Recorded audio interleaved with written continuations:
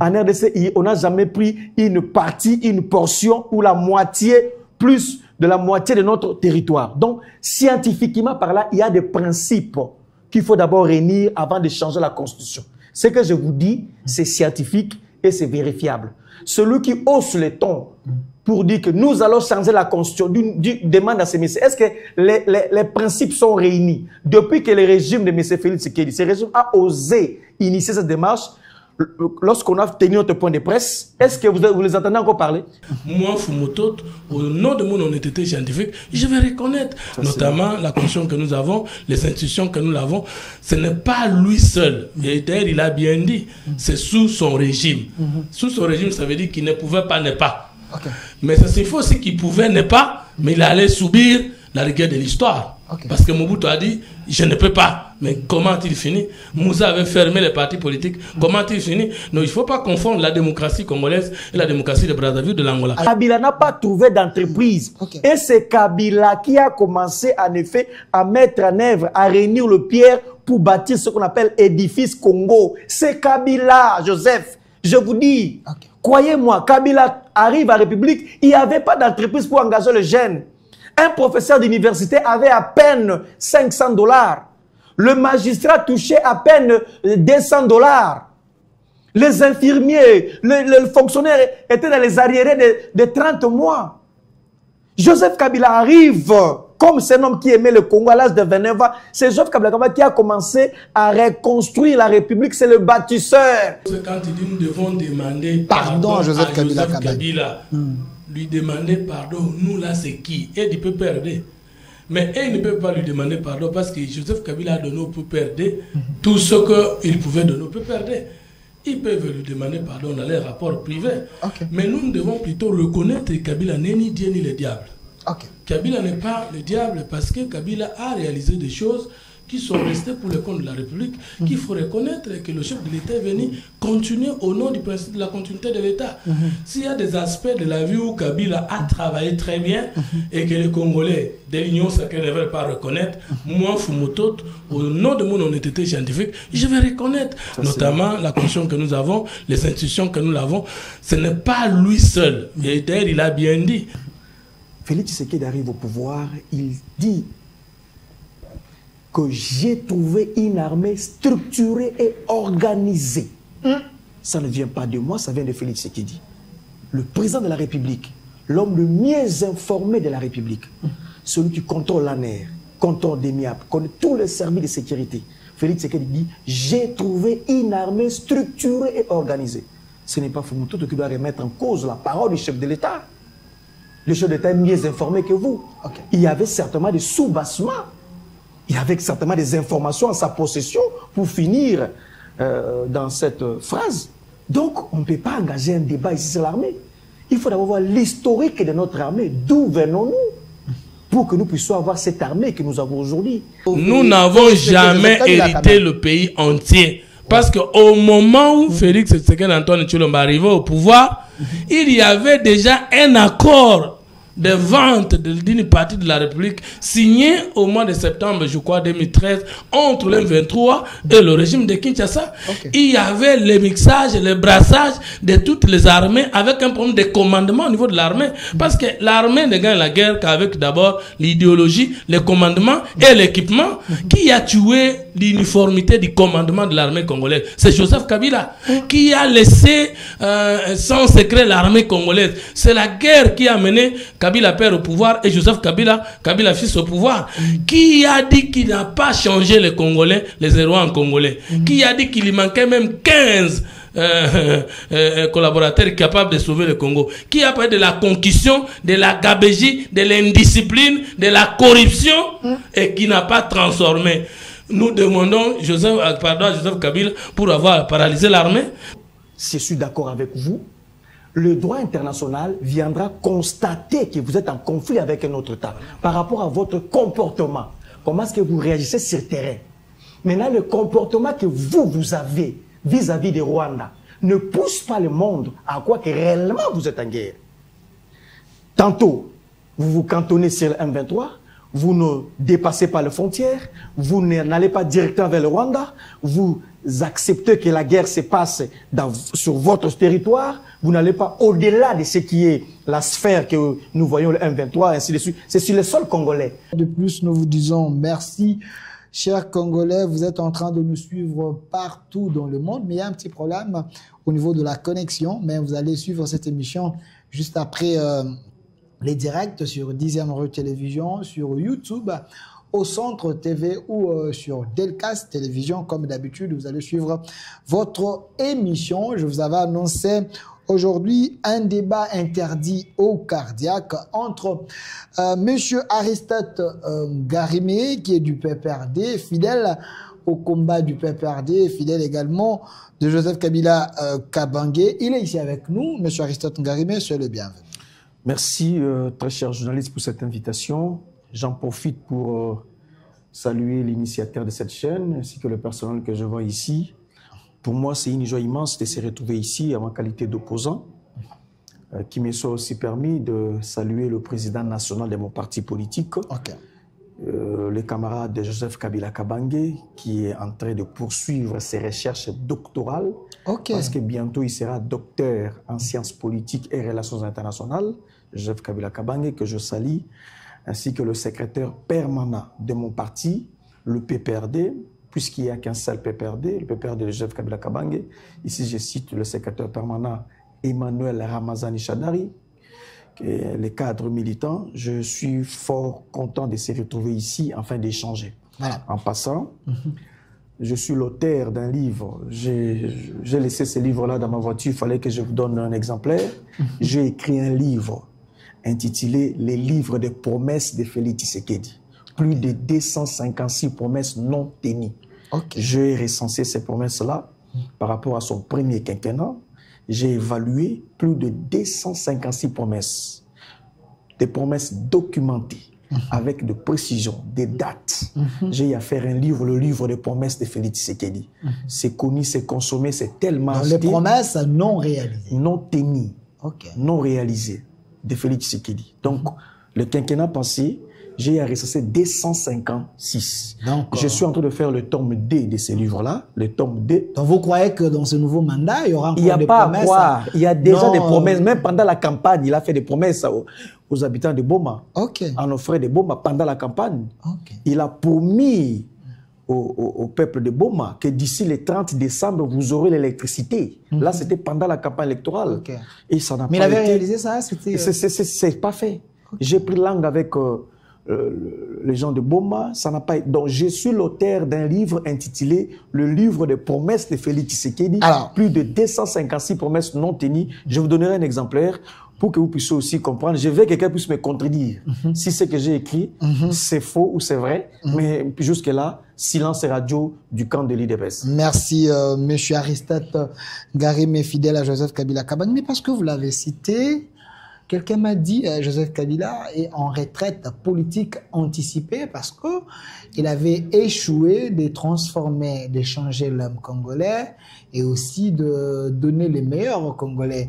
Est-ce vrai que Joseph Kabila il est en retraite? Joseph Kabila c'est un retraité politique aujourd'hui. Mérite le respect. La dernière fois que j'étais avec Kabila dans une réunion à Kingakati, cette question a été posée. Ah, vous continuez à y aller toujours? Non, la dernière fois que nous étions avec le président Kabila, c'était l'année passée, à Kingakati. Cette question a été posée, cette question a été soulevée. Président Joseph Kabila Kabange, est-ce que vous aviez laissé la politique? Est-ce que vous êtes en retraite? Est-ce que la politique ne vous intéresse plus? Mais c'est le président honoré de la République, autorité idéologique du FCC et président national du PPRD, dites-nous, quel est votre rapport par rapport à la politique? Vous avez pris de la distance. Le président Joseph Kabila Kabange, il nous a dit, il m'a dit qu'il n'a pas laissé la politique, il n'en a même pas l'intention. Je répète, le président Joseph Kabila Kabange n'a pas l'intention de laisser la politique. Donc, il est en politique. Cependant, le silence éloquent, le silence pédagogique de Joseph Kabila Kabange laisse croire à certaines personnes qui n'ont pas compris la leçon du silence comme s'il est loin de la politique. Joseph Kabila Kabange est devenu plus politique qu'avant. Donc il n'a pas laissé la politique. Il est avec nous. Il échange dans des orientations. Il est le président nation du PPRD. Il n'a pas laissé la politique. Il semble qu'il est devenu stérile sur le plan de l'offre. Il n'a rien à donner. Les gens qui l'entouraient, certains professeurs aujourd'hui, le professeur Loumanou et tant d'autres, ils sont dans l'union sacrée. Lorsqu'on fait ses recherches doctorales, lorsqu'on se lance dans une recherche doctorale de sciences politiques et relations internationales, ça veut dire que la science regorge tout. La science, c'est une richesse, c'est une forêt immense. Donc, il est allé chercher encore de nouvelles connaissances, une nouvelle offre politique, en fait, de requinquer, de revoir sur le plan scientifique, sur le plan politique, sur le plan sociologique, comment conduire le peuple congolais. Donc, pendant 21 ans qu'il est au pouvoir, il ne savait pas qu'il était la voie à prendre. Vous ne comprenez pas. Vous avez été ressourcé encore. Mais tout homme, vous savez comment l'aigle s'est rajeuni? L'aigle. Avez-vous déjà suivi le documentaire de l'aigle? Comment il s'est rajeuni? Lorsqu'il vieillit, il monte très haut au sommet de la montagne. Il reste pendant un moment. Question de se rajeunir, enfin de se relancer. Donc, c'est ça l'homme. L'homme se régénère, l'homme il se remet en cause, l'homme il se redirige autrement. Cela ne veut pas dire qu'il n'avait pas de connaissances, mais cependant, il est allé puiser dans la science, savoir comment encore orienter le peuple congolais. Joseph Kabila Kabange n'a pas laissé la politique et il n'en a même pas l'intention, dixit Kabila lui-même. Alors, Joseph Kabila a donné la réponse à Aristote Ngarimeke du PPRD, qui n'a pas abandonné la politique. Mais j'ai suivi au Sénat, M. Aristote Ngarimeke, jusqu'à aujourd'hui, il est le sénateur à vie. Il y a quand même certains sénateurs qui pensent que s'il continue encore à s'absenter, on va lui ôter ses titres du sénateur à vie parce qu'il ne veut pas mettre en musique la connaissance qu'il a au profit des autres. Ce n'est pas une manière d'humilier la République qui ne se présente pas? C'est déplorable. J'ai connu le Sénat de Kengo Adondo. J'ai connu le bureau du Sénat de Kengo Adondo. C'était de messieurs respectables, pétris de talent, de personnes ressources. On ne vient pas apprendre la politique au Sénat. C'est la chambre des sages, la chambre des retenus. Vous dites qu'il est sénateur à vie. Ça veut dire qu'il est sénateur à vie. C'est lié par rapport à sa vie. Ne serait-ce que ça, sénateur à vie, lié à sa vie. Il n'a pas été élu pour qu'il soit sénateur. Mais ce statut est collé à sa vie. Ok. Collé à sa vie, il doit quand même se présenter. Jusqu'à la mort. Ouais, non, il doit se présenter pour quand même offrir ses connaissances, sa sagesse aux autres. La Constitution ne prévoit pas une disposition du retrait de ces statuts. La Constitution n'y prévoit pas. Le règlement intérieur doit être vérifié à la Cour constitutionnelle. Ici, ce règlement viole la Cour constitutionnelle, directement, on va abolir. Le Sénat, on ne vient pas faire de faux pas au Sénat. Le statut de sénateur à vie est viagé. C'est jusqu'à sa mort. Donc, si il n'y a aucune disposition du retrait de ces statuts. Donc, il est à vie. En effet, on peut, dans quelques mois et dans quelques années ici, dans 2-3 ans, Félix Tshisekedi sera aussi sénateur à vie. S'il vous plaît, si je pose la question au professeur Bouchab et tant d'autres, ils peuvent nous confirmer ce que vous êtes en train de dire, qu'il n'y a aucune disposition qui prévoit qu'on peut les retirer, ces titres honorifiques. D'abord, vous avez dit honorifique, c'est rattaché à sa vie. Ça peut, le Sénat n'est pas... J'ai été surpris de voir la configuration du Sénat. J'ai connu le Sénat de Mokolo Apombo. J'ai connu le Sénat de Ramazani Baya. J'ai connu le Sénat de Chokitou à l'époque. J'ai connu le Sénat de Mokonda Bonza. J'ai connu le Sénat de Mabi Moulumba. J'ai connu le Sénat de Kengo. J'ai connu le Sénat de mon vieux ici, Mario Cardozo Losembe. Les Sénats à l'époque, ce n'étaient pas des petits messieurs qui sont venus chercher l'argent, c'était des grands messieurs à l'époque sous Kengo. S'il vous plaît, aujourd'hui, nous avons un Sénat rempli de professeurs. Vous avez les professeurs Bati Lukwebo, vous avez le vieux Kinduelo, vous avez le Kazadi, D'ailleurs, le fait seulement de Benjamin du Sénat. D'éternir le Sénat par le dossier de la corruption à la hauteur de 3 millions de dollars. Corruption? Oui, justement, corruption, détournement. Non, il ne faut pas dire ça. Mais ce n'est pas moi. Le vieux Kindelo, il a manipulé l'argent depuis sa jeunesse. Il ne faut pas dire ça. Christian Lusaka ne va pas me contredire parce qu'il a fait une émission sur cette question. Thierry Kamou de Kalma, le D ont fait l'émission sur cette question. Mais j'ai été surpris. Le Sénat le fait seulement d'entendre qu'il y a eu détournement de 3 millions de dollars. Ça résume tout. Le fait seulement qu'on a vu des guéguerres. Ça veut dire que le Sénat, on ne peut pas comparer le Sénat de Kengo Adondo et le Sénat de Bahati Lukobo et consorts. Non, regardez. C'est le jour et le doyen est là, le vieux Kindelo. Est-ce que vous n'aviez pas lu de correspondance croisée? Des correspondances, un sénateur acquise le bureau d'âge, le bureau d'âge acquise le pasteur Sunguma. Vous n'avez pas vu de telles correspondances. Ce qui revient à dire, ça ternit l'image du Sénat. Il semble que c'est ce que vous êtes en train d'entretenir pour l'image. Certains disaient, sous Joseph Kabila Kabange, certains disaient, bien que je ne partage pas ce point de vue, certains disaient que sous Joseph Kabila Kabange, il y avait des institutions, des services qui s'est démarqué sous Joseph Kabila Kabange. De un, il y avait la justice militaire. Sous Joseph Kabila Kabange, on ne tergiversait pas. C'était un organe, une justice réputée honorifique sous Joseph Kabila Kabange. Et de deux, vous êtes sérieux? Et de deux, écoutez, et de deux, on parlait du Sénat. Sous Joseph Kabila Kabange, certains disaient qu'il y avait des institutions, des organes là qui s'est démarqués. J'ai dit que je relaye ce que j'entendais.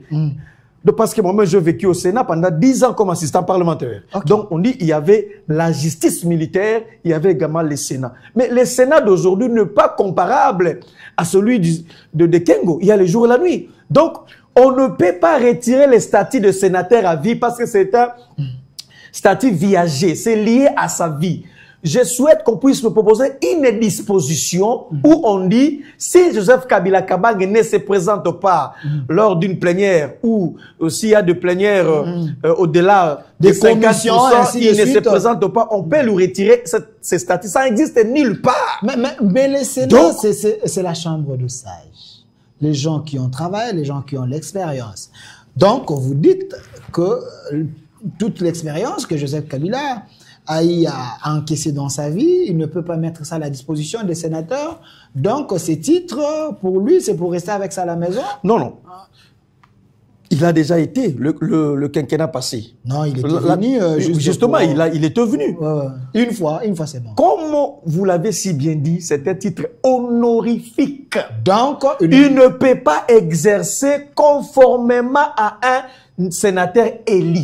Un sénateur élu, ça dit qu'il était candidat, il a bénéficié de voix des députés provinciaux, ce qui a fait de lui sénateur. Et il va exercer pendant 5 ans, et puis son mandat va expirer. Mais il n'en est pas ainsi pour Joseph Kabila Kabange. On ne peut pas retirer le statut de sénateur à vie à Joseph Kabila Kabange. Sur le plan scientifique, c'est une aberration. Sur le plan politique, ça ne s'explique pas. Sur le plan sociologique, c'est de la sorcellerie. Il n'y a que le Sénat actuel qui peut imaginer telle procédure. Expliquez-moi, ça se fait où? Dans quel pays vous avez déjà vu un sénateur à vie? Avez-vous fait une étude comparative? Prenez un seul pays pour faire le droit comparé ou une étude comparative d'un pays où un sénateur à vie ne s'est pas prononcé et on lui aurait retiré, n'est-ce pas, les statuts. C'est de l'absurdité. Allons à l'essentiel. C'est un titre honorifique.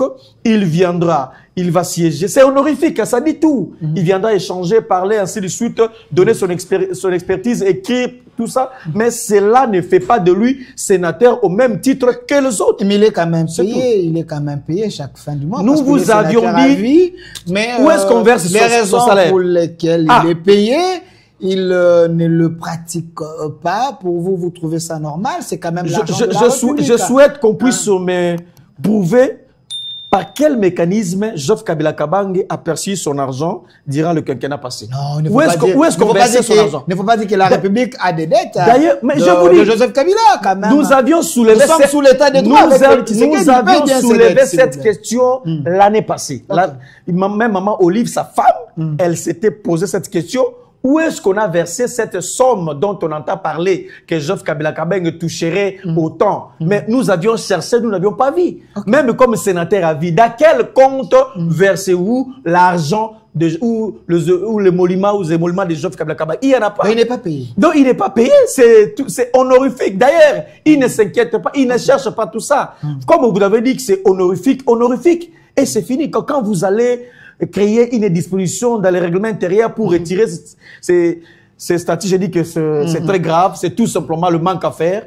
C'est réduire la pertinence du Sénat, c'est réduire la portée du Sénat. Le Sénat n'est plus Sénat. Le Sénat, c'est devenu une histoire des amis et connaissances où on vient s'enrichir inutilement. Merci. Je prends Fumutoto qui est déjà en route pour assurer le public qui va venir. Allô, monsieur Fumutoto. Je doute. Bonjour, monsieur Delphin. Vous êtes en direct, monsieur Aristote est déjà là. Vous confirmez que vous êtes en route? Et je suis en route, j'arrive. Merci. Alors, monsieur Aristote Ngari, mais votre co-débatteur n'a pas fui. Il est en route, il est en train de venir. Je le veux, je le souhaite. Alors, la question directe, monsieur Aristote Ngarimé, c'est vrai, la thématique, elle est là.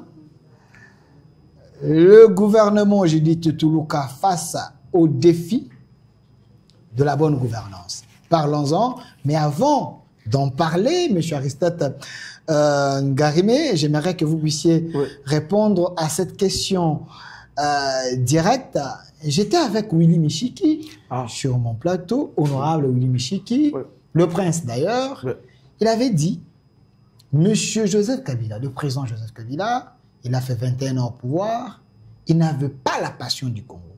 Moi encore l'amour du Congo, il avait plutôt la passion de faire ses affaires à la tête de la République démocratique du Congo. Voilà pourquoi il a plus créé Kingakati, trop d'entreprises de Joseph Kabila. Est-ce vrai, Joseph Kabila n'avait pas la passion du Congo?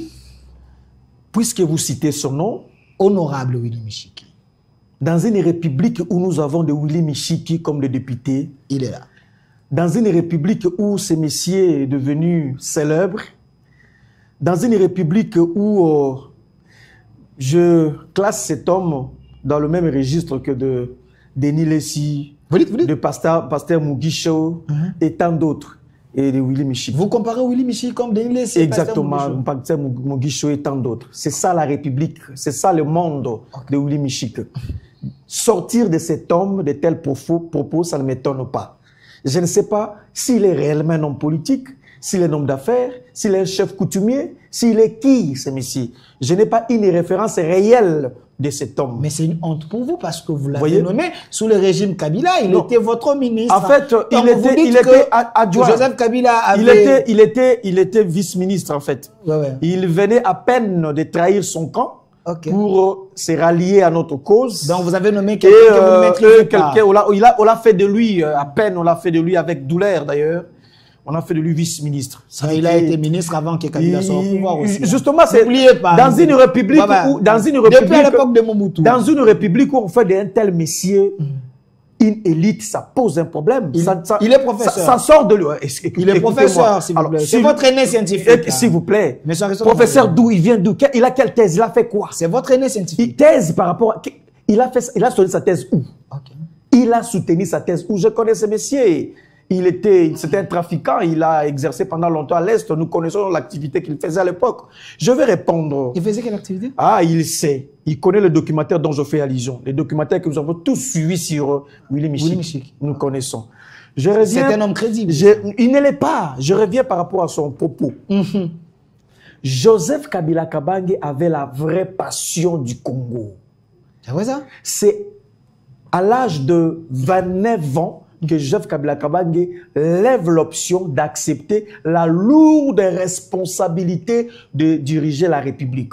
Ce n'était pas facile. À l'âge de 29 ans, sortez ici, allez voir un garçon de 29 ans. Comparez, vous aurez l'idée de ce que c'est Joseph Kabila Kabange à cette époque.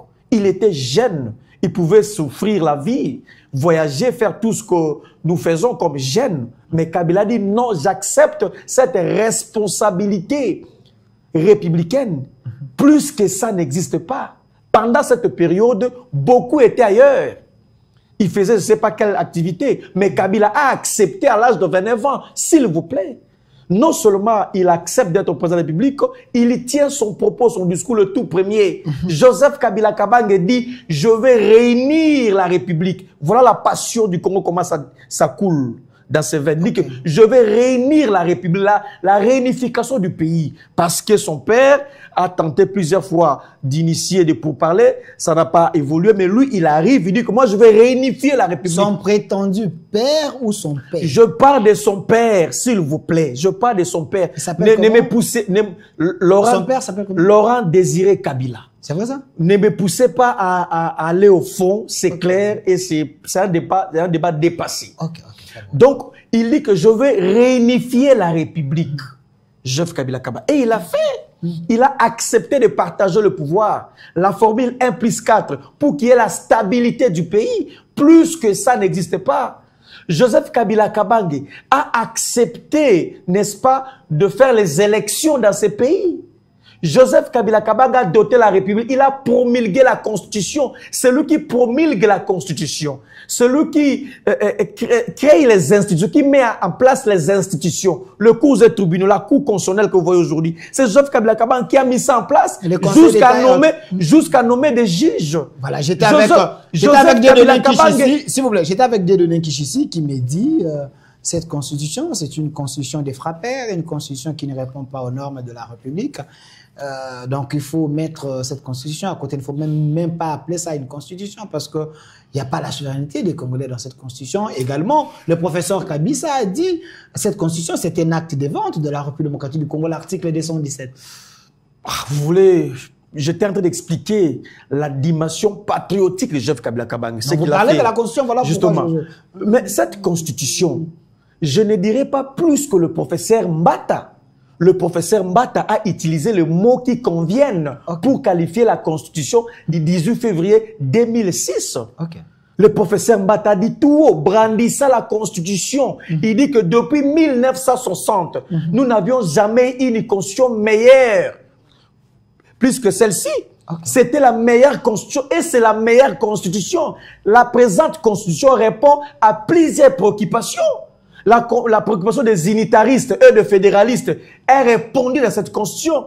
Cette constitution a répondu la problématique de la légitimité des élections, mode d'accession au pouvoir. Cette constitution a résolu le problème des droits de l'homme, la liberté d'expression, le multipartisme.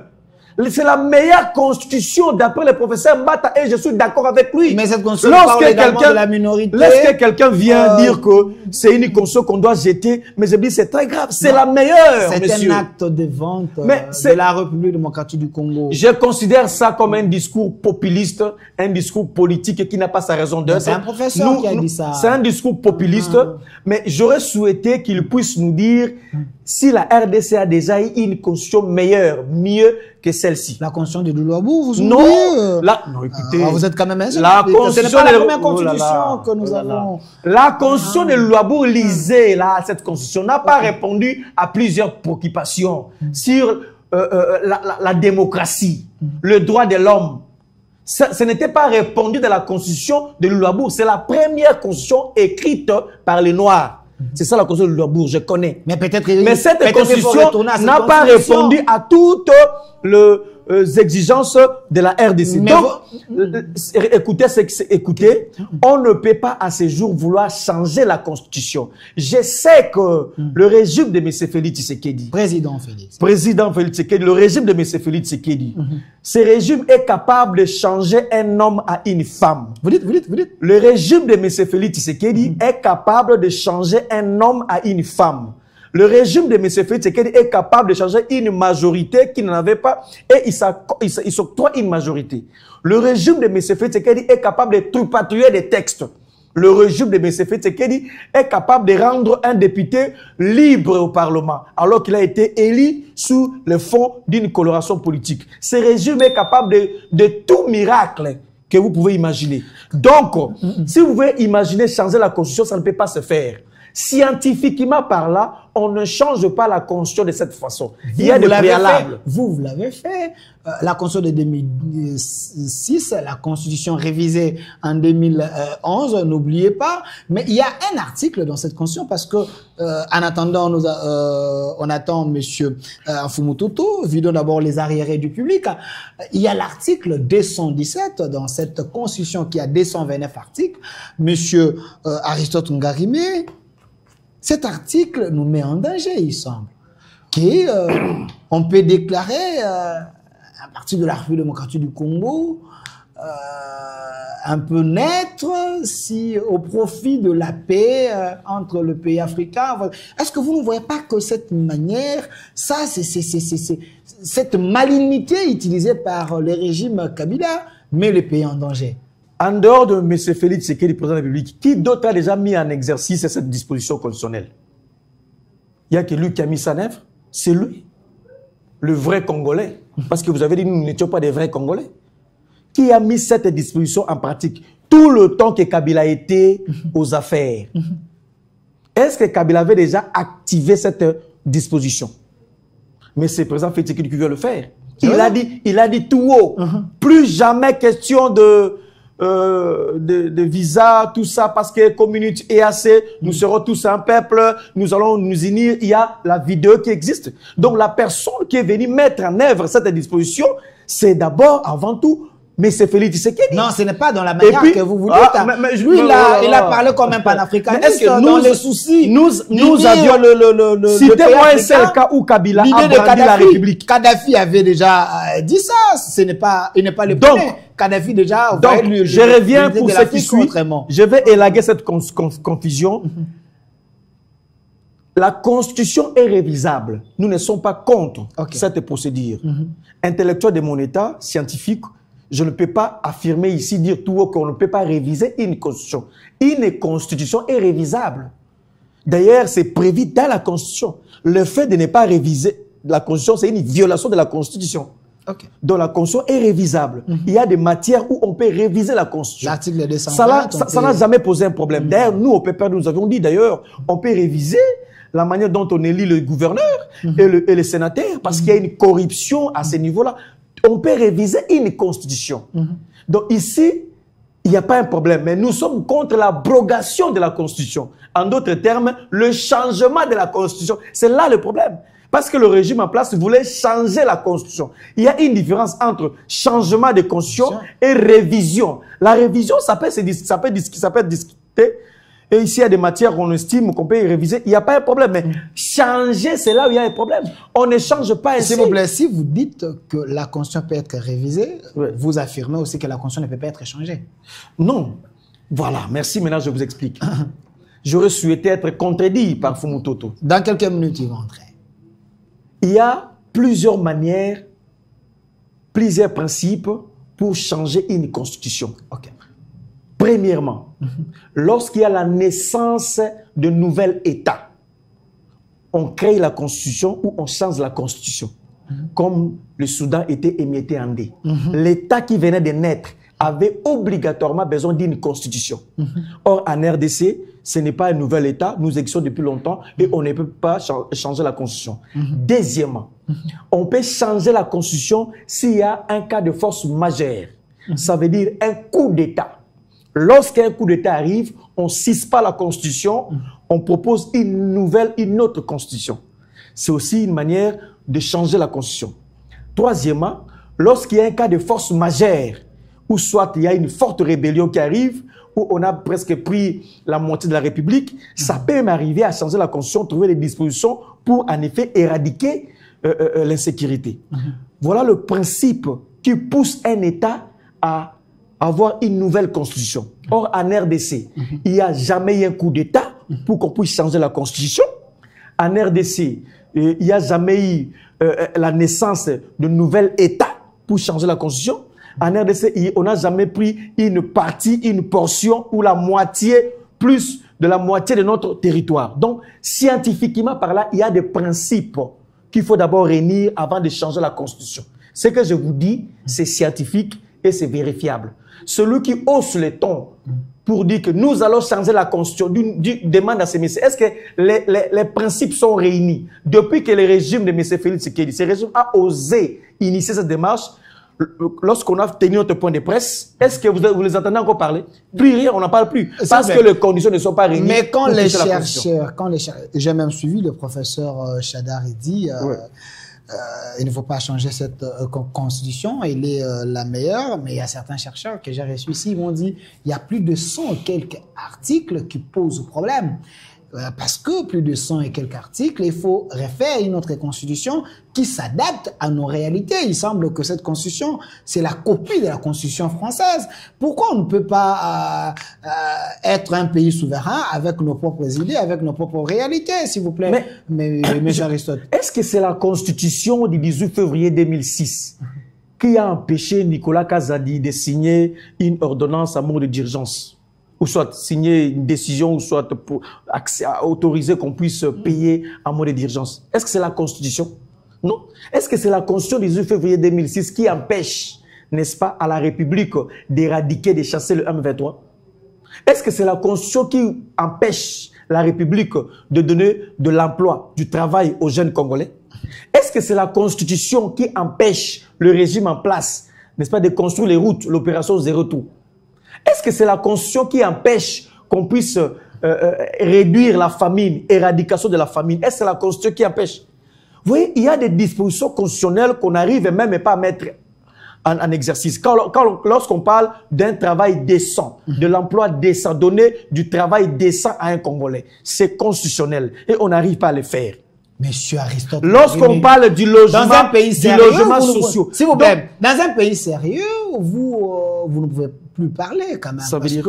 parce que si vous demandez ça à Félix Tshisekedi, qui a fait que 5 ans, vous avez fait plus de 20 ans, il ne faut pas... Je ne demande pas tout à M. Félix. J'ai simplement dit que je suis en train de dédouaner... Il n'a pas trouvé des bases. Je suis en train de dédouaner la Constitution. Vous avez semblé me faire croire... Vous semblez me faire croire que c'est la Constitution qui bloque le décollage du pays. Et je vous ai fait aussi remarquer, j'ai attiré votre attention, que la Constitution du 18 février 2006 ne bloque aucunement la République. Parce qu'il y a des dispositions qui, jusqu'à présent, souffrent d'application. J'ai parlé de l'emploi décent, logement, de logements sociaux. J'ai parlé de construction de routes.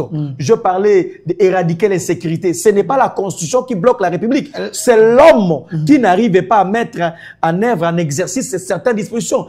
Joseph Kabila, lui aussi, il était incapable de mettre ces dispositions en pratique parce que vous parlez d'un emploi décent, logements sociaux, les routes. Il semble que vous avez laissé ces pays dans la rue. D'abord, je pense que nous devons tous, nous Congolais, à ce jour demander pardon à Joseph Kabila Kabange. Vous dites? Je demande aux Congolais de demander pardon à Joseph Kabila Kabange. Pourquoi? Les Congolais de la diaspora. Les Congolais ici, je vous prie, n'est-ce pas, de demander pardon à Joseph Kabila Kabange. Il a été incompris. Joseph Kabila Kabange, c'est un homme incompris de tout le temps. Tout ce que nous avions dit sur Kabila était des faussetés. Nous devons demander pardon à Kabila. Kabila, c'est un homme qui a un grand cœur.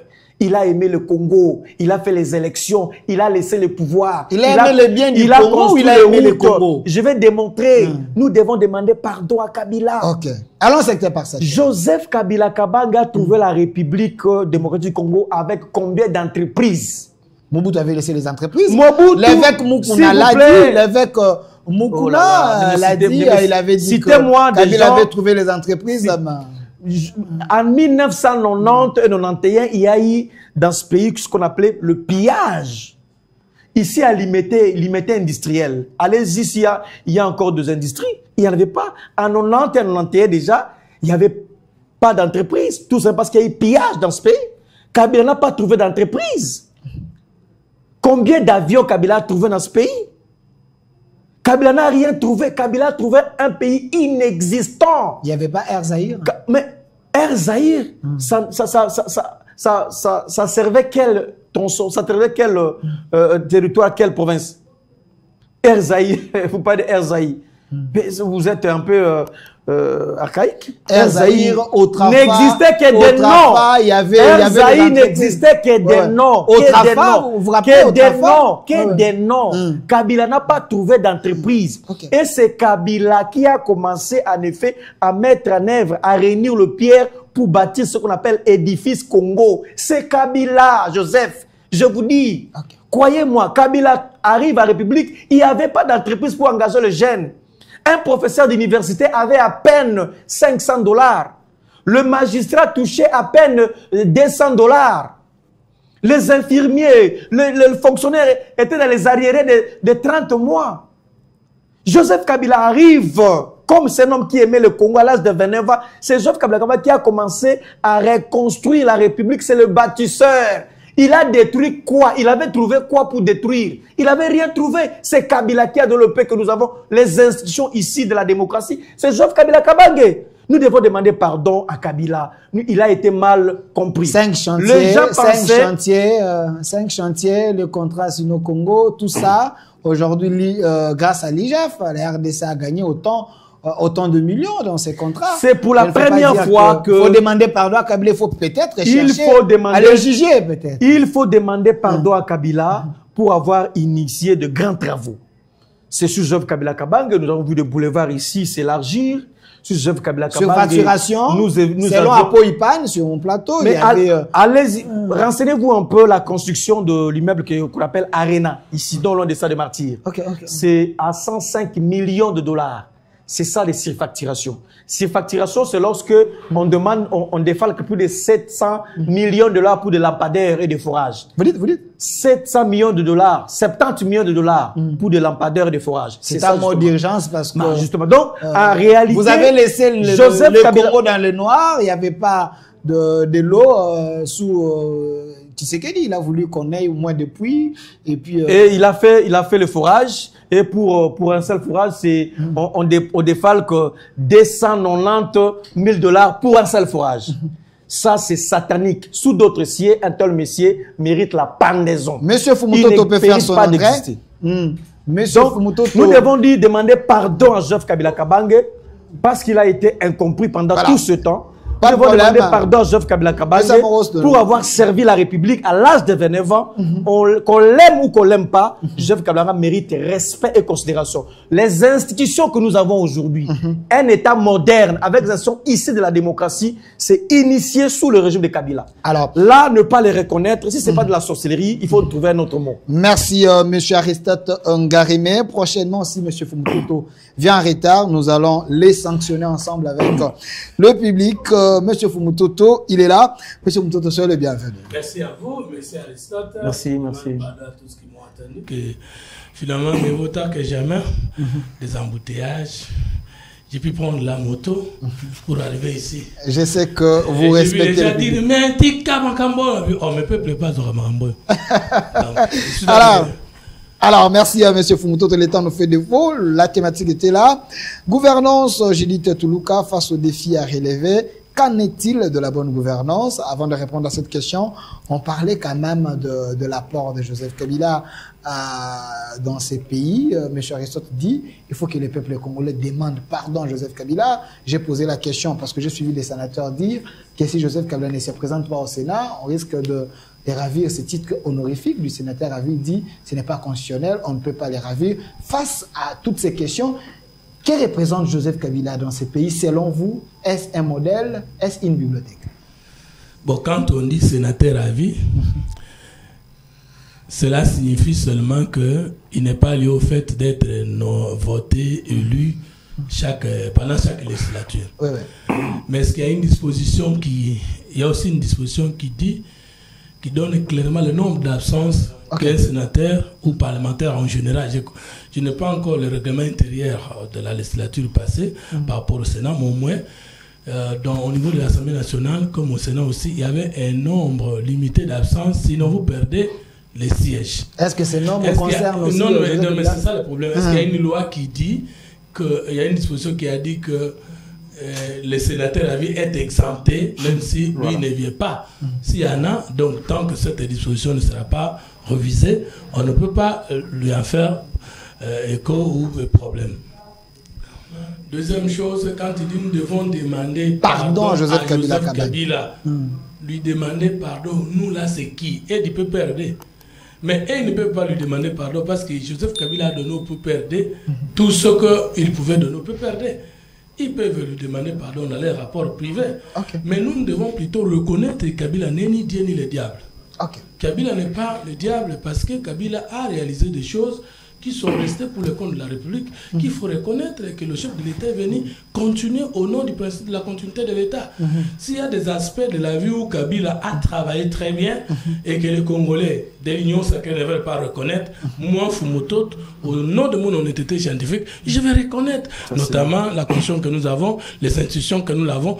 Ce n'est pas lui seul. Et d'ailleurs, il a bien dit, c'est sous son régime. Sous son régime, ça veut dire qu'il ne pouvait pas ne pas. Mais ça signifie aussi qu'il pouvait ne pas, mais il allait subir la rigueur de l'histoire. Parce que Mobutu a dit, je ne peux pas. Mais comment a-t-il fini? Moussa avait fermé les partis politiques. Comment a-t-il fini? Non, il ne faut pas confondre la démocratie congolaise et la démocratie de Brazzaville de l'Angola. Mais comme M. Aristote aussi affirme que l'article 217 de la Constitution, c'est le président de la République qui a mis ça en pratique, qui a dit on ne peut plus se battre pour les terres, il faut que nous soyons que l'Afrique, que nous puissions être... Article 217 de la Constitution, qui disait au profit de la paix, des communautés, on peut céder notre parti. Il dit que c'est le président de la République qui a mis ça en pratique.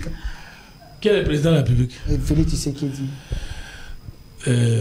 Si on sait faire la différence entre Joseph Kabila et le président Félix Tshisekedi, c'est seulement dans le fait que Joseph Kabila, n'ayant pas protégé l'armée, les services de sécurité et la police, il n'a pas aimé le Congo. Parce qu'on ne peut pas comprendre que quelqu'un qui était militaire, qui connaissait les biens fondés d'une armée, a laissé une armée brassée, inféodée, mixée, a laissé une armée avec la moyenne d'âge de 45 ans, a laissé une armée sans recrutement, a laissé une armée sans politique nationale de la défense, a laissé une armée sans la loi de programmation militaire, a laissé une armée sans effectif concret, a laissé une armée sans équipement qu'il faut. Et a laissé une armée sous embargo et sous régime de notification. Vous devez avoir honte quand même. Tout en reconnaissant les qualités, s'il vous plaît. C'est cette armée qui a fait que vous puissiez hériter le pays entier. Vous avez réformé cette armée, si cela est vrai, mais le pays n'est plus entier. Nous n'avons jamais hérité le pays entier. Parce qu'au moment où Félix Tshisekedi Antoine Tshilombo arrivait au pouvoir, il y avait déjà un accord de vente d'une partie de la République signé au mois de septembre, je crois, 2013, entre le 23 et le régime de Kinshasa. Il y avait le mixage, le brassage de toutes les armées avec un problème de commandement au niveau de l'armée. Parce que l'armée ne gagne la guerre qu'avec d'abord l'idéologie, le commandement et l'équipement. Qui a tué l'uniformité du commandement de l'armée congolaise? C'est Joseph Kabila qui a laissé sans secret l'armée congolaise. C'est la guerre qui a mené Kabila père au pouvoir et Joseph Kabila fils au pouvoir. Qui a dit qu'il n'a pas changé les Congolais, les héros en Congolais? Qui a dit qu'il lui manquait même 15 collaborateurs capables de sauver le Congo? Qui a parlé de la concussion, de la gabégie, de l'indiscipline, de la corruption et qui n'a pas transformé? Nous demandons pardon à Joseph Kabila pour avoir paralysé l'armée. Nous demandons pardon à Joseph Kabila pour avoir laissé le détournement au grand ciel. Nous demandons pardon à quoi? Mais nous n'allons pas dire que Kabila est le diable. Nous allons reconnaître ses acquis, mais nous allons combattre les faiblesses du régime de Kabila. Et il ne faut pas vraiment qu'on nous amène encore à nouveau le débat de Kabila. Joseph Kabila appartient à l'histoire avec ce qu'il a fait pour le Congo et contre le Congo. Merci, M. Fumututu. M. Aristote Ngarim, avant de parler de ces sujets de la bonne gouvernance, parce qu'il y a trop de questions très questionnantes ici, mais j'aimerais, parce que il y a quand même l'actualité, l'artiste Koffi Olomide, il avait dit, le Rwanda nous frappe, nous gifle. Vous, du PPRD, quand vous l'avez suivi, est-ce que Koffi avait raison? D'abord, il faut tout de suite ici rappeler une phrase du président Félix Tshisekedi. Je vous dis que j'ai écrit un livre, c'est dans ma voiture, il fallait vous donner un exemplaire. Le livre des promesses de Félix Tshisekedi. Plus de 256 promesses non tenues documenté, fouillé avec des dates, précision. Okay. Je vous donnerai un exemplaire, rappelez-moi, c'est dans la voiture, par inadvertance, je n'ai pas pu amener ça ici. Félix Tshisekedi arrive au pouvoir, il dit que j'ai trouvé une armée structurée et organisée. Ça ne vient pas de moi, ça vient de Félix Tshisekedi. Le président de la République, l'homme le mieux informé de la République, celui qui contrôle l'ANER, contrôle des MIAP, connaît tous les services de sécurité. Félix Tshisekedi dit, j'ai trouvé une armée structurée et organisée. Ce n'est pas Fumututu qui doit remettre en cause la parole du chef de l'État. Le chef de l'État est mieux informé que vous. Okay. Il y avait certainement des sous-bassements. Il y avait certainement des informations en sa possession pour finir dans cette phrase. Donc, on ne peut pas engager un débat ici sur l'armée. Il faut d'abord voir l'historique de notre armée. D'où venons-nous? Pour que nous puissions avoir cette armée que nous avons aujourd'hui. La facture lourde que Kabila a payée pour que nous ayons cette armée. Il a payé une facture lourde. Au nom de la réunification, de l'unité de l'armée, il fallait appeler Jean-Pierre Bemba avec ses généraux, il fallait appeler RCD KML avec ses généraux, ainsi de suite, essayer de donner une armée républicaine. C'était une facture lourde pour Kabila.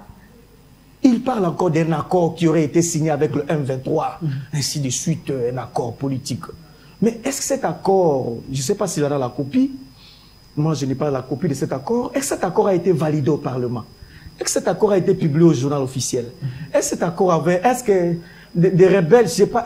Je souhaite vraiment qu'on puisse me brandir cet accord et m'expliquer la pertinence de cet accord, non ça, les exigences de cet accord. Ici, accord. Est-ce que vous avez cet accord? Cet accord, ça a été accepté au Parlement. Il y avait réellement un accord. Donc, comme vous avez dit, il faut respecter Kabila. Je suis d'accord avec vous, parce que ce n'est pas facile en Afrique de faire la passation civilisée du pouvoir. Depuis 1960, politologue de votre temps, vous le savez, c'était là le grand problème. Et Kabila a résolu ce problème. Donc Kabila est le premier à offrir à la nation congolaise ce qui nous a toujours dérangé depuis 1960. Offrir la passation civilisée du pouvoir. Pour ça, il mérite respect et considération. Le propos de l'artiste Kofi Olomide, parlons-en. D'abord, ici, il faut analyser. Est-ce que Kofi s'est exprimé comme membre du bureau politique de l'AFDC?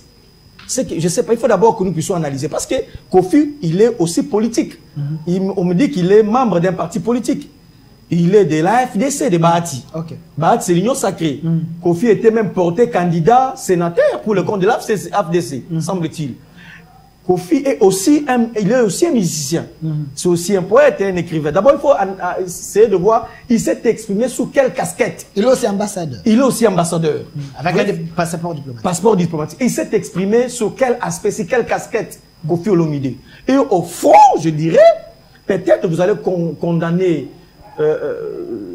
les mots qu'il a utilisés, peut-être, mais au fond, il a raison. Il y a la forme et le fond. Dans le fond, il a raison.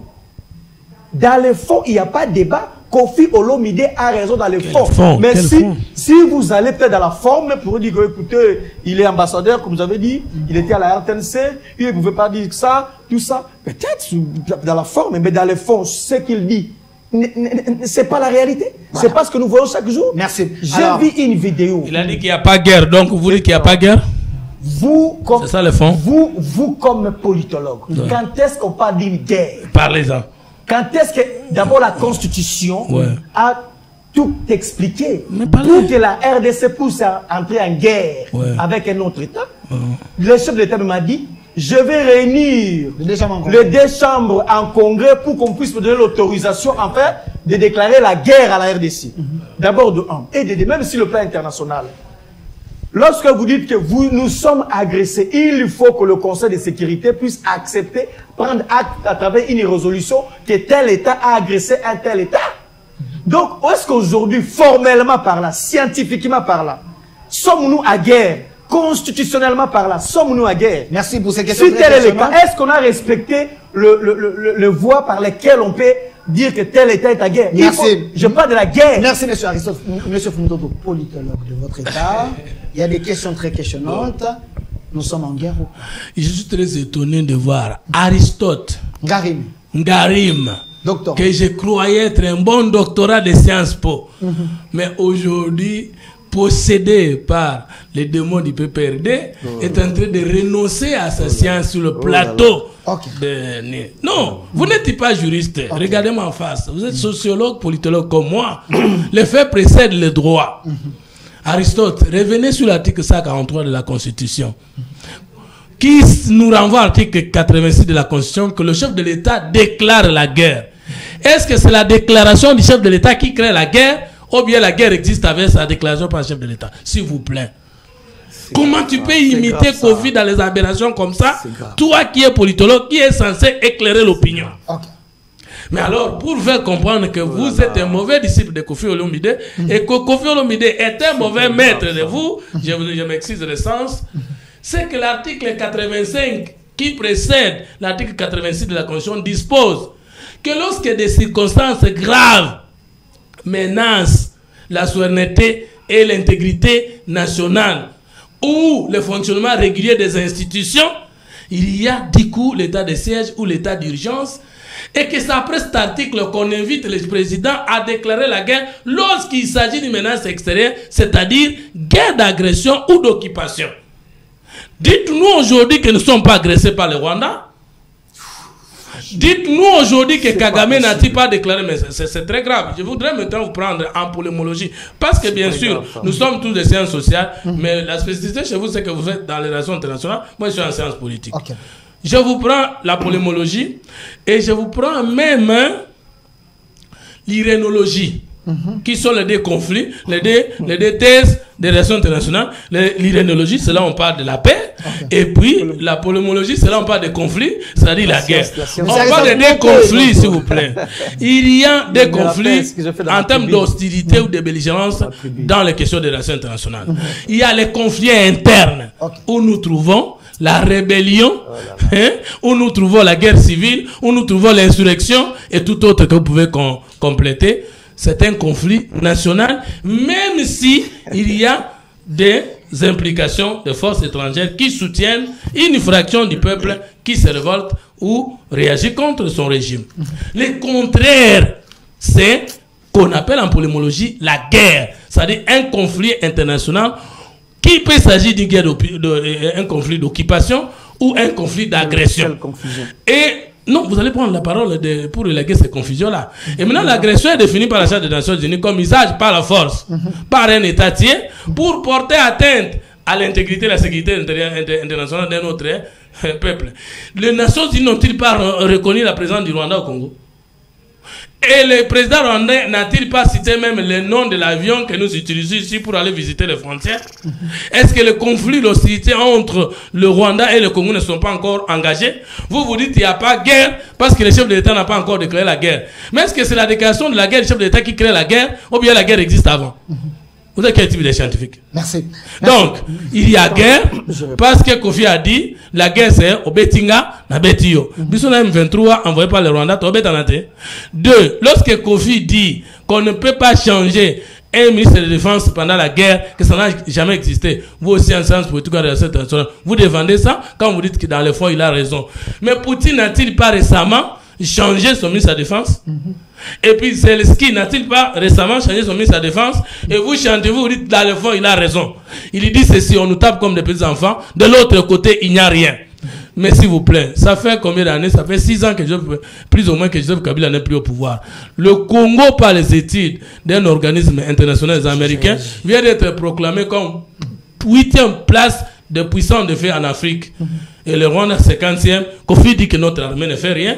Kofi dit que tous les efforts pour la guerre ne signifient rien. Alors que nous avons réhabilité l'usine de fabrication d'armes au niveau de l'Elikasi. Nous avons aussi des munitions à grande quantité. Donc tout ça, vous soutenez que vous dites, dans le fond, il a dit vrai. Et quel était le fond? Merci. Merci, monsieur Fumututo. Malheureusement, vous êtes venu en retard, s'il vous plaît. On me fait signer à la fin. Je vous donne... on nous fait signer à la fin, parce que monsieur Fumututo est venu en retard. Alors, la question, qu'en est-il de la bonne gouvernance un peu démocratique du Congo aujourd'hui? On nous parle, il y a monsieur Gilles Alingeti qui a été convoqué par le Conseil d'État. Est-ce que le Conseil d'État peut convoquer un inspecteur général de finances? Et aujourd'hui, y a-t-il des retombées sur le plan social par rapport à la bonne gouvernance? J'aurais voulu qu'on s'éternise sur les sujets pour lesquels j'ai été convié ici. Malheureusement, je me suis rendu compte qu'on n'a pas abordé ce sujet. Je vais encore vous inviter. Je crois que vous allez arranger une émission beaucoup plus élaborée. D'abord, je croyais qu'au fil des ans, mon estimé, parce qu'il prend de l'âge, il va élaguer la confusion qui a toujours élu domicile dans son esprit. Ok. La confusion. En fait, le plus grand danger, quand on parle de Fumutoto, on fait allusion à un confusionniste. C'est ça le grand problème. Okay. Moi, j'étais fort convaincu au fil des ans. Mon aîné avait déjà élagué cette maladie de la confusion. Vous me parlez de polémologie. En fait, j'ai même fait des tribunes. Je crois que vous me lisez. J'ai fait des tribunes sur ça. En relations internationales, il y a des manières de trouver la solution lorsqu'il y a un problème. La première manière, c'est la diplomatie, la voie pacifique, la négociation. Lorsque la négociation échoue, directement, sans réfléchir, on bascule dans ce qu'on appelle l'usage de force, la guerre, l'affrontement entre des États. D'abord, ça je vais expliquer parce que sur le plan de la diplomatie, nous avions échoué. Il était normal, comme nous avions échoué, à en croire le propos du chef de l'État lors de son passage à télé à Top Congo, qu'il va déclarer la guerre, c'était parce qu'on a échoué sur le plan diplomatique. Lorsqu'on échoue sur le plan diplomatique, on ne réfléchit plus deux fois. C'est l'usage des forces. Ça, c'est tous les doctrinaires me suivent. Je ne fais pas un débat à l'emporte-pièce. C'est des relations internationales. C'est du pire RI. Il fallait en effet, l'approche qu'il avait, c'était de déclarer la guerre. Là, c'était normal. Parce que la diplomatie, ça ne marche plus. Maintenant, très cher estimé, il ne suffit pas de croire que vous êtes en guerre pour que cela soit vrai, Fumutoto. Il ne suffit pas de croire. Vous êtes dans une fiction. Il ne suffit pas de croire. Il y a un certain comportement que vous devez en effet mener. Il y a une démarche à observer pour aboutir à ça, que vous êtes en guerre. C'est ça. Ça, c'est la confusion. D'abord, je prie une démarche constitutionnelle. Il faut en effet respecter le minimum pour convaincre l'opinion nationale et internationale que vous êtes réellement en guerre. C'est pas seulement vous en croyant. Nous sommes en guerre. Non, ça c'est vrai, oui, mais il y a des démarches à suivre. Et je vais dans les fonds. Maintenant, parlons de Rwanda. Chité. Oh, je suis déjà chité. Oh, le sujet pour lequel je ne parle pas de chité déjà. Allez dans les fonds avec le Rwanda. Fumutoto. Ce que vous dites là, c'est une croyance basée, je ne sais pas sur quoi. Lorsque vous êtes en guerre avec un État, d'abord, je suis d'accord avec vous, le droit international viendra constater que vous êtes en conflit avec un autre État par rapport à votre comportement. Comment est-ce que vous réagissez sur le terrain? Maintenant, le comportement que vous avez vis-à-vis de Rwanda ne pousse pas le monde à croire que réellement vous êtes en guerre. Tantôt, vous vous cantonnez sur le M23, vous ne dépassez pas les frontières, vous n'allez pas directement vers le Rwanda, vous acceptez que la guerre se passe sur votre territoire, vous n'allez pas au-delà de ce qui est la sphère que nous voyons, le M23, ainsi de suite. C'est sur le sol congolais. Alors que vous touchez, c'est le Rwanda. Vous prenez le M23 comme le supplétif, appuyé par le Rwanda, mais le vrai, c'est le Rwanda. Quel est votre comportement vis-à-vis du Rwanda? Retenez ça une fois pour toutes, chers confusionnistes. Lorsqu'il y a guerre entre des États, on ferme les ambassades. Retenez ça une fois pour toutes. On chasse l'ambassadeur, ou soit on rappelle d'abord l'ambassadeur pour consultation, on le consulte, on voit, il donne des explications. Aussi longtemps, aussi on sent qu'il n'y a pas un changement, il y a une rupture diplomatique lorsqu'il y a des États. Lorsqu'il y a la guerre entre des États. Est-ce qu'il peut me répondre? Sur le plan diplomatique, est-ce qu'il y a une rupture? Je dis, il y a un certain comportement qui doit attester qu'effectivement vous êtes en guerre. Merci. Vous subissez en lieu et place de réagir. Encore, il me parle de la communauté internationale. Retenez encore une fois, chers confusionnistes. Il faut une résolution du Conseil de sécurité. Si vous voulez être internationaliste, pour attester, pour effectivement, là, c'est sur le plan de la forme. Il faut On ne doit pas ignorer ça. Il Merci. faut que la diplomatie marche à ce point. Merci, M. Aristote. J'aurais souhaité... S'il vous plaît, je vous propose quelque chose. Mais S'il vous plaît, attendez, je vous propose quelque chose. J'ai des choses à dire, il y a de la matière. Attendez, parce qu'il m'a titillé. Calmez-vous, je vous propose quelque chose. Les gens sont en train de me suivre. Je donne à M. Fumutoto, par rapport à ce sujet, le mot de la fin. Si vous êtes disponible, je vous prends à 20h pour la deuxième thématique, un autre direct. Alors, moi, monsieur, je suis disponible. Voilà, si vous êtes disponible, c'est toujours le direct pour le deuxième sujet. Si vous êtes disponible, continuez. Il ne faut pas m'intimider avec les mots confusionnistes parce que c'est vous qui les prononcez. Alors que tout le monde qui t'aura suivi n'a pas vu. J'ai défini les conflits internationaux. Vous ne m'avez pas rencontré. J'ai défini les conflits nationaux ou internes. Vous ne m'avez pas contredit. En quel niveau avez-vous établi ma confusion? Je vous rétorque la compréhension. Vous dites ceci. On ne peut pas parler pour la guerre, il faut la déclaration des Nations Unies ou la certification des Nations Unies. Est-ce que c'est la certification des Nations Unies qui concrée la guerre, l'hostilité entre deux États, ou bien constate, s'il vous plaît. Ça vient après. Ça vient après. Merci. Merci, Aristote. Sur le plan interne, merci. Voilà. Mais attends, c'est le moment de la fin. Vous venez de rejoindre ce que j'ai dit sans le savoir, vous, messieurs les non-confusionnistes. J'ai dit ceci. L'article 85 de la Constitution, l'article 143 de la Constitution qui renvoie à l'article 186 ne disent pas que c'est le chef de l'État qui crée la guerre par sa déclaration. Les faits de la guerre existent et le chef de l'État vient la déclarer. Ce n'est pas... Mais laisse-moi terminer. Mais pourquoi vous avez fait de la contradiction? Je termine. Non. Mais vous voyez. Alors, maintenant, vous avez dit que l'opinion internationale vient trouver la guerre. Sur la bonne gouvernance du Jules Alinguet, j'ai conclu en disant ceci. Le parquet général près de la cour des comptes n'a pas qualité d'interpeller Jules Alinguet, sauf si le parquet général ou le procureur près du parquet général de la cour des comptes peut nous dire quelle est la disposition de la loi qui lui donne ce pouvoir de convoquer M. Jules Alinguet par rapport à la question liée à la formation de certains agents de la GECAMIN par les experts de l'IGF. Deuxième chose, si c'était le fait qu'on trouve que l'argent qui a été donné pour le paiement des inspecteurs a été ou aurait été versé dans les comptes privés de Jules Alinguet, ça serait un problème. Mais nous sommes farouchement opposés à toute forme d'intimidation sur la personne d'Alinguet par ceux qui ont volé l'argent de l'État et qui vont circuler bien de banque pour nous intimider. Nous n'allons pas renoncer à la patrouille financière. Merci M. Fumutoto Basanga, vous êtes venu en retard. Merci d'avoir répondu à notre invitation. C'est vrai, vous avez laissé le public dans l'air soif. Merci aussi à M. Je demande à mon frère Aristote d'accepter 20h. Moi, je suis là. Pour qu'il ait le temps vraiment de me parler des relations internationales. Calmez-vous. Le programme du gouvernement de Mme Soumina. Est-ce qu'on peut en parler à 20h? Moi, je suis dispo. Est-ce que vous confirmez qu'à 20h, on peut faire ce débat avec vous? J'ai une autre mission. Merci.